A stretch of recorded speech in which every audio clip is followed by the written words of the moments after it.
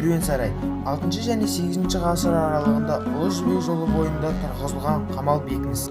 Керуен-сарайдың мақсаты мемлекеттің негізгі табыс көзі болған әлемдік сауданың ұдайы және тұрақты түрде дамуына, әрі сол заманда пайда әкеліп тұрған сауданың барлық түрі мен керуендердің еш кедергісіз жүру қауіпсіздігін қамтамасыз ету болды.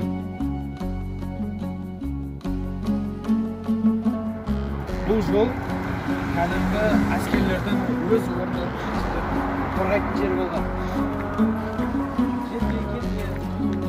Тарихи сауданың орындары, саудаға келген адамдардың жататын орындары, тамақ ішетін ыдыс-аяқ, әжелердің қонақ бөлмелері, жерлерден ол аттарды қойып, ат алмастырып, немесе өздерінің жылқы малдарын сататын орын болған.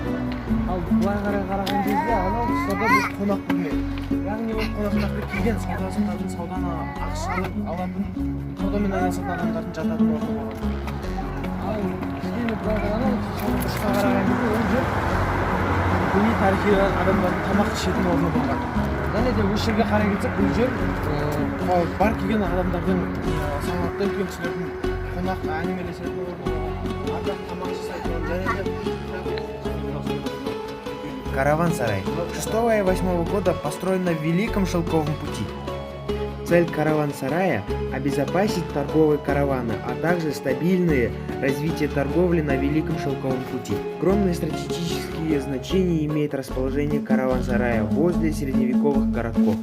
В первую очередь, это встреча торговых караванов, обустройство их отдыха, безопасность имущества и свободная торговля.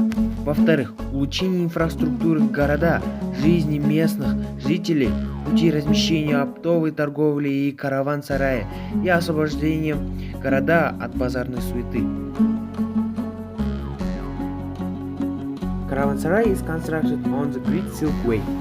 The purpose of caravanserai is to secure trade caravans and also to provide the stable development of trade on the Great Silk Way.